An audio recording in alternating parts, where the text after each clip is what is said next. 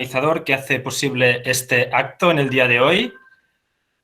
Espero que se me escuche bien y se me oiga bien. Se te escucha, Esteban, sí. Sí, y se ve bien también el PowerPoint, Oriol. También se ve. De acuerdo. Pues gracias al equipo organizador y también, por supuesto, gracias a la audiencia que nos acompaña en el día de hoy.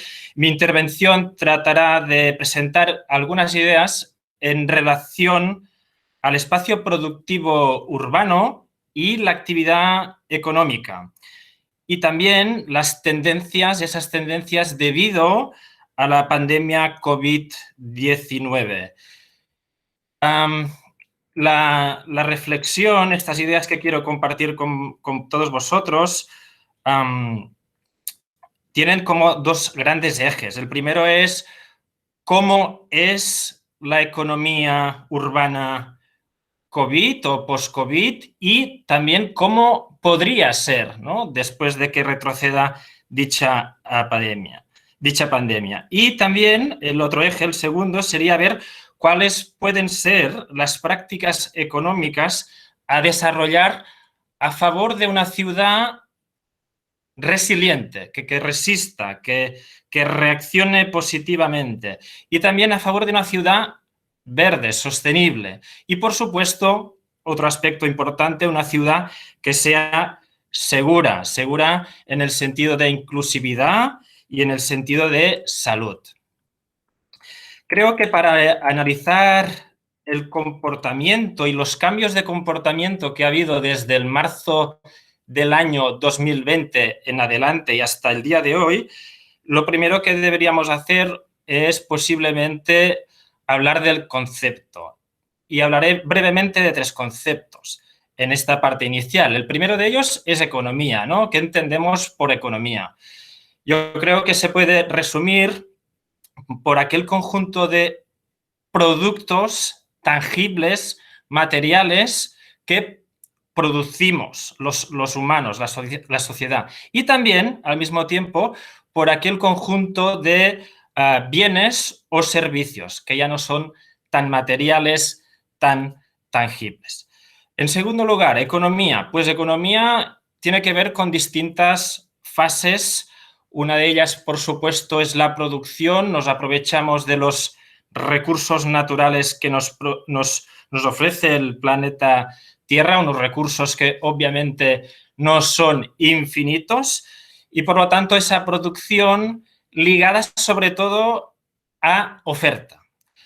Además, habría también el consumo, como el conjunto de individuos de la sociedad, ¿no?, consumimos aquello que también hemos producido nosotros mismos. Y en este caso, esto enlaza, conecta con la demanda. Por lo tanto, oferta y demanda, y lo que asocia la oferta con la demanda sería la distribución. ¿Cómo hacemos posible el movimiento de aquello producido para que pueda ser consumido? Y en general, el vocablo economía, que lo que nos presenta, se puede definir como aquello que pretende cubrir las necesidades que tenemos las personas, ¿no?, y en un modo general, amplio, crear riqueza. Riqueza no solamente a nivel monetario, a nivel económico, sino en un sentido mucho más amplio, a mi entender. En segundo lugar, parte del título, hemos hablado de economía para después hablar de urbano, ¿no? ¿Qué es, a qué nos referimos cuando presentamos ciudad?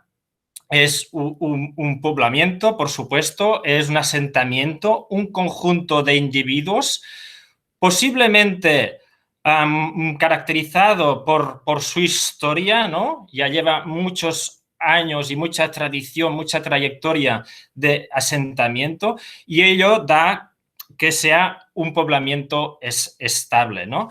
Además, posiblemente también se podría relacionar, ¿no?, urbano, ciudad, con tamaño de personas que habitan, que residen en dichas ciudades o áreas metropolitanas, ¿sí?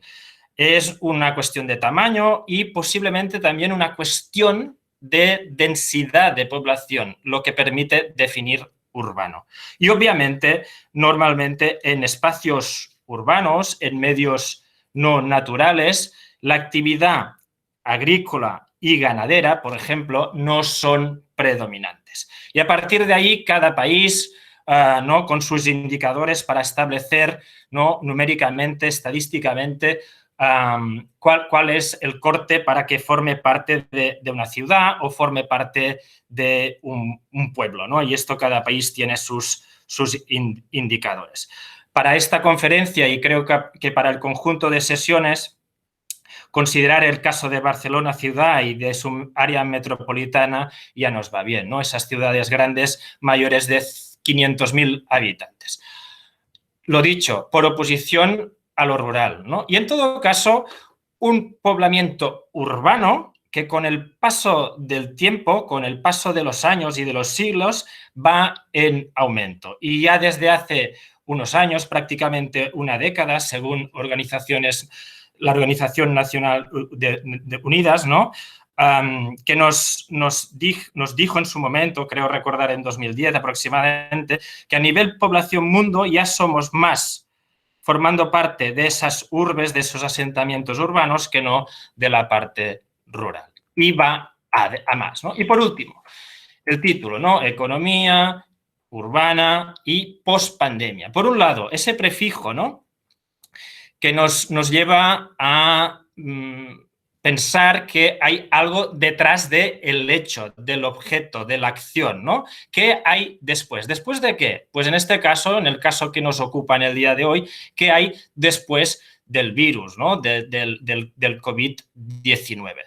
Creo que es conveniente diferenciar entre epidemia y pandemia, ¿no? La pandemia es cuando ya geográficamente hay una infección ya no solo local, sino a escala mundial. Y la capacidad de esa transmisión de infección es muy, muy alta. Históricamente ha habido muchas pandemias y ahora mismo, desde marzo 2020, más o menos, ¿no?, ese nuevo virus que está provocando mucha mortalidad. Pero atención, el cáncer, por ejemplo, también es una enfermedad que causa mucha mortalidad, pero no es considerado una pandemia, ¿sí?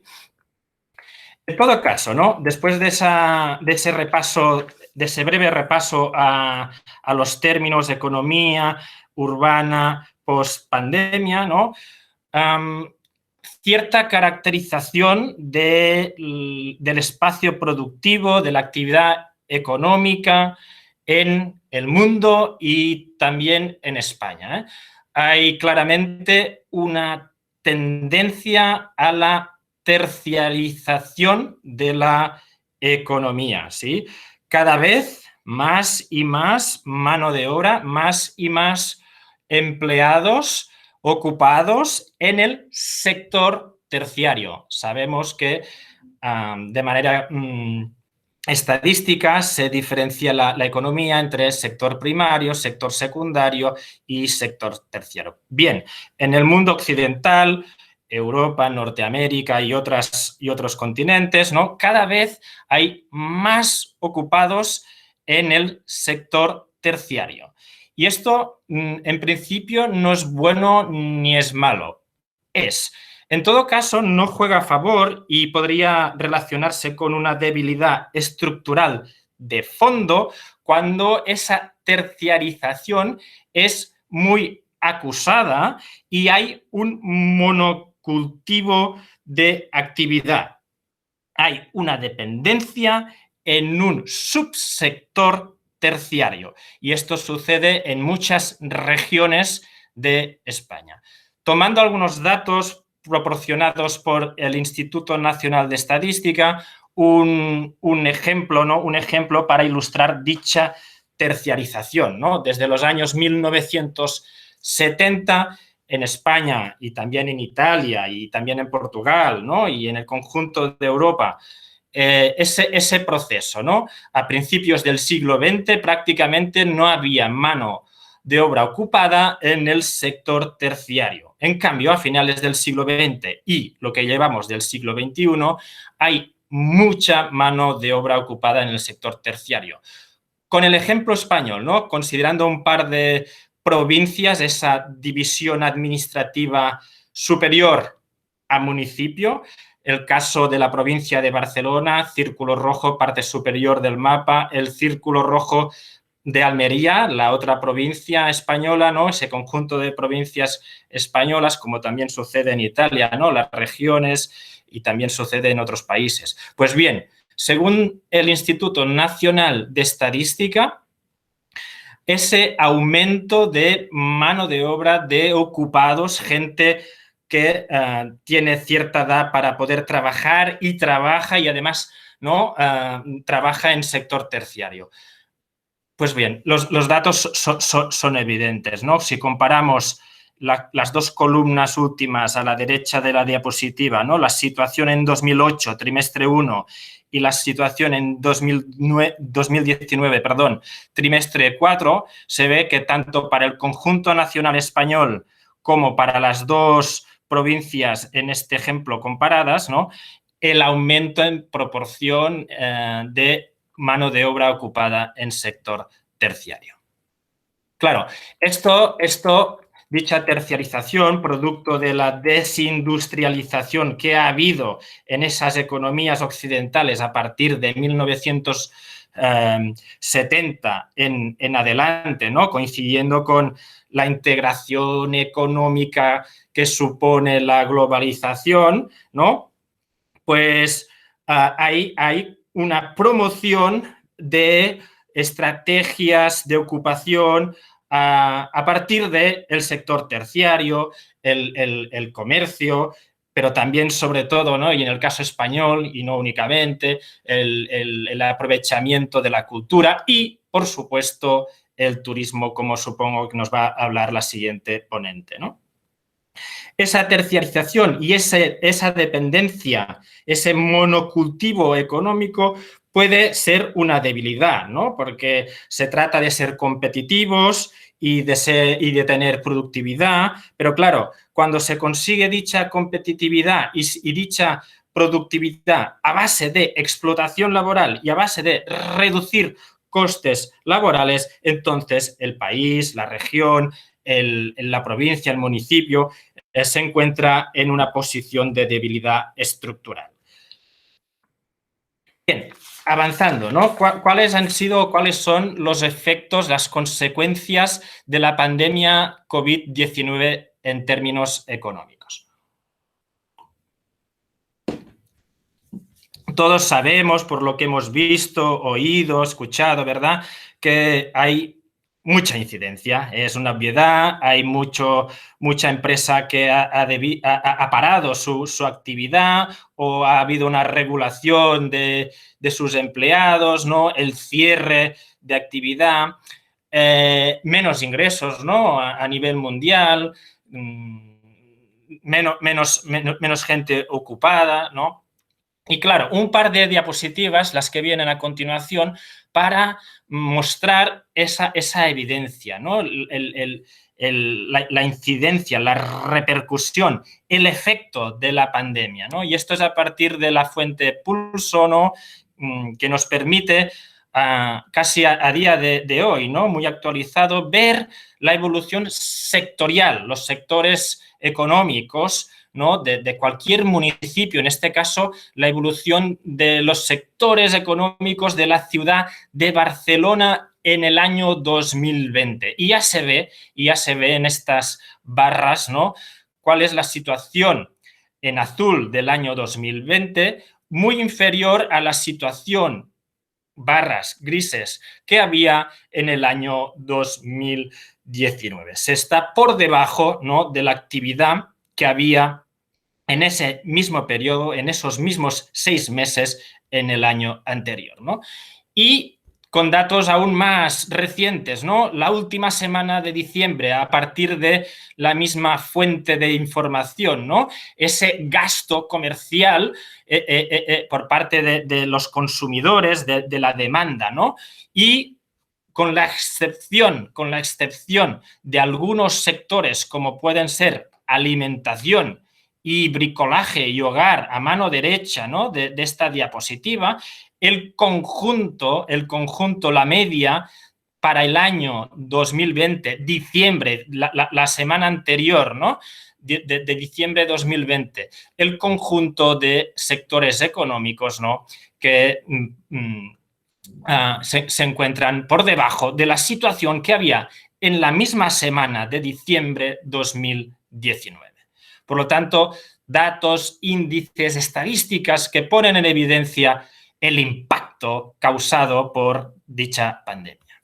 Y bien, para ir continuando, ¿no?, ¿cuál es la situación y cuál podría ser o cuál debe ser la situación del espacio productivo y la actividad económica, ¿no?, de una ciudad, por ejemplo, de la ciudad de Barcelona y de su área metropolitana? Y esto yo creo que es extrapolable a otros territorios, ¿no? Estas dos dinámicas que voy a presentar a continuación, hay muchas más, ¿no?, y que, a mi entender, forman parte de ese nuevo paradigma económico, ¿no? ¿A qué me refiero? Me refiero, por un lado, ¿no?, ese resultado 1, esa tendencia primera, ¿no?, que son las condiciones del espacio, del lugar de trabajo. Ha habido un cambio, es muy evidente, ha habido un cambio. Hay esa digitalización del trabajo, ¿no? Se pasa de oficina presencial a un espacio de teletrabajo, ¿no? Y por lo tanto, esto significa un cambio de forma, ¿no? Pasamos de trabajar en la oficina a trabajar en casa, ¿no?, en nuestro domicilio. Y esto, por supuesto, es un cambio de forma, de función, ¿no?, de ese espacio de trabajo. Y claro está, la actividad, consecuentemente, ya no se concentra espacialmente, geográficamente, en algún punto u otro de la ciudad. ¿Por qué? Porque estamos realizando teletrabajo desde nuestras casas, ¿no? Y esta estadística tan evidente, ¿no? En 2019 había en España, ¿no?, según el Instituto Nacional de Estadística, un 8,5% de teletrabajo, y en 2020 se ha llegado ya a casi el 50%, ¿no? Por lo tanto, este primer cambio, este primer resultado o tendencia, ¿no? Y en segundo lugar, ¿no?, también muy destacado, según mi opinión, ¿no?, es todo aquello que tiene que ver con el comercio, ¿no?, la conducta de todos nosotros como demanda. Estamos demandando producto electrónico, estamos consumiendo de manera online, ¿no? Estamos comprando de manera online, nos están vendiendo de manera online y alguien que nos lleva el producto a casa, ¿no? Y claro, esto también es un cambio, ¿no? Si comparamos la estadística que había en 2019 con la que hay en 2020 en el caso español, pues se ve ese ascenso, ¿no?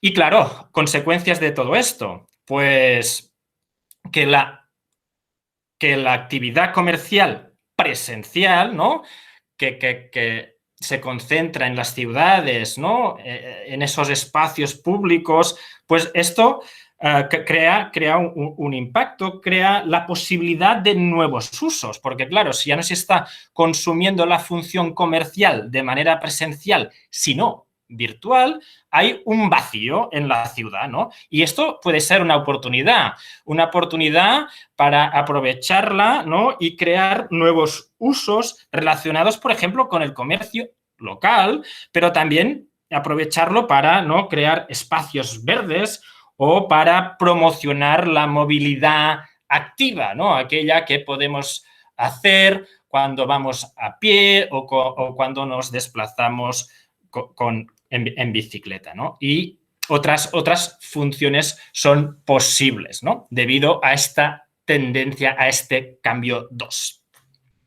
Y claro, todo nos lleva a pensar nuevas maneras, ¿no?, de crear ciudad, ¿no? Esos modelos que parece que se van consolidando en este año 2020, producto de las tendencias, las dos tendencias que presentaba anteriormente, pero también producto de otros componentes, ¿no? Ese urbanismo, ese modelo urbano para crear ciudades posiblemente más verdes, ¿sí?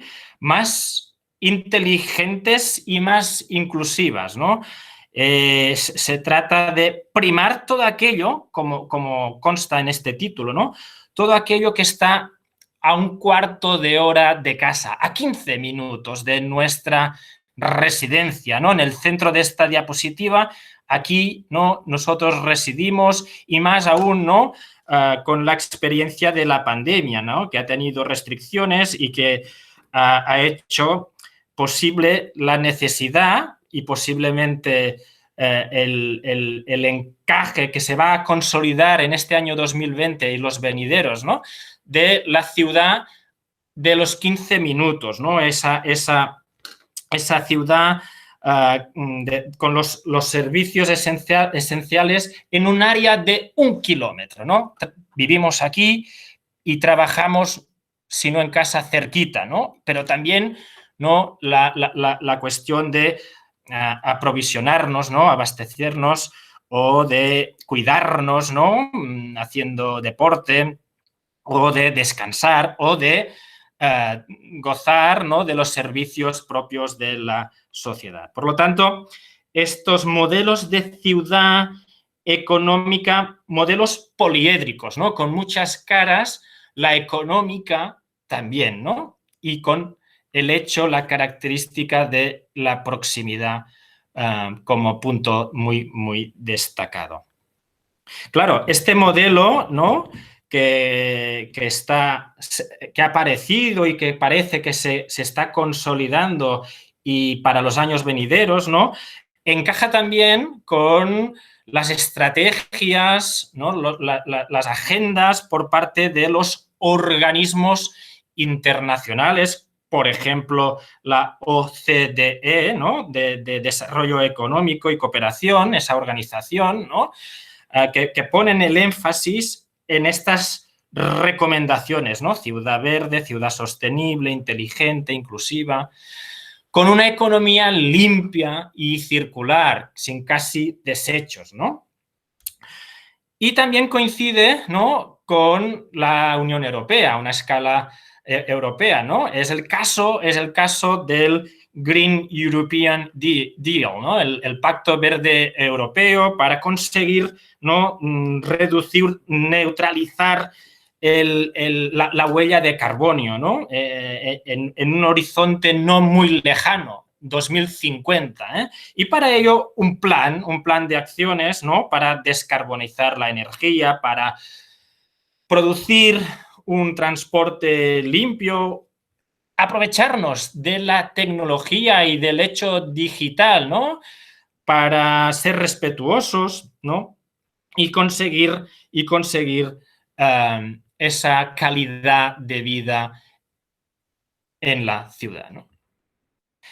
Y para ir acabando ya la intervención, ¿sí? Después de haber presentado esos conceptos, ¿no? Y los efectos de la pandemia y dos de los resultados principales a nivel económico, ¿no? que hay en Barcelona y en otras muchas ciudades, y de ver cómo todo esto encaja en los modelos urbanos y en las estrategias de las organizaciones internacionales, ¿no? Yo diría que en las políticas urbanas municipales, regionales, nacionales, ¿no? Podrían incluirse distintas estrategias y en esta presentación, que ya estoy acabando, querría resaltar un par de ellas, ¿no? En primer lugar, la estrategia política urbana que incide, promociona el cooperativismo, ¿no? Cooperativismo no solo de consumo, ¿no? Las familias que se organizan para poder consumir productos cercanos, ¿no? Y a un precio digno, sino también a nivel de producción, ¿no? Hay cooperativismo emergente que, ¿no? En Barcelona, por ejemplo, en algunos distritos de Barcelona, ¿no? Fábricas cooperativas para producir pasta, ¿no? Macarrones. Bien, pues yo creo que es una oportunidad. El cooperativismo ya tiene mucha trayectoria histórica, ¿no? Pero es un cooperativismo que se recupera cuando hay una voluntad, cuando hay una necesidad, a veces por ruptura también, ¿no? En oposición al sistema económico predominante que causa, ¿no? Desigualdades territoriales y demás, ¿no? Por lo tanto, estrategia 1, el impulso del cooperativismo a nivel de producción, pero también a nivel de consumo, ¿no? Y en algunos barrios esto está en auge, ¿no? Esa economía alternativa, esa práctica de la economía social y solidaria que busca, ¿no? El valor de uso más que el valor de económico, ¿no? Utilizar por encima de acumular, ¿no? Es un poco la filosofía, ¿eh? Esa organización democrática, horizontal en vez de vertical, con salarios, ¿no? Ese retorno a la sociedad, en fin, el cooperativismo como parte de la nueva agenda urbana. Y acabando con la presentación, yo creo que también se debe promocionar la industria manufacturera, ¿no? El sector secundario en nuestras ciudades y en nuestros entornos urbanos. Hacen falta carpinteros, hacen falta pintores, hace falta un taller de reparación de mi bicicleta o de mi coche, ¿no? Hacen falta lavanderías. Ha habido en los últimos años, y me refiero en el caso de Barcelona que he estado estudiando, ¿no? Como ha presentado Oriol Porcel, cierto fetichismo, ¿no? En relación a impulsar las estrategias económicas, tecnológicas y digitales, y ha habido cierto olvido en relación a esa manufactura, a esos talleres, a esos garajes, ¿no? Que son indispensables para que el todo y nuestro día a día pueda funcionar, ¿no? Y por lo tanto, estrategia política urbana. 2, el apoyo a esos talleres, ¿no? A partir de unos alquileres que se ajusten, ¿no? A partir de la posibilidad de poder localizar la actividad económica en el centro de las ciudades, ¿no? Y esto la administración tiene o puede jugar un papel muy, muy destacado, ¿no? Y con esto, por ahora, termino esperando que se haya entendido lo que quería transmitir. Muchas gracias. Gracias, Esteba. Damos paso enseguida a la siguiente intervención de Rosa María Fraguell.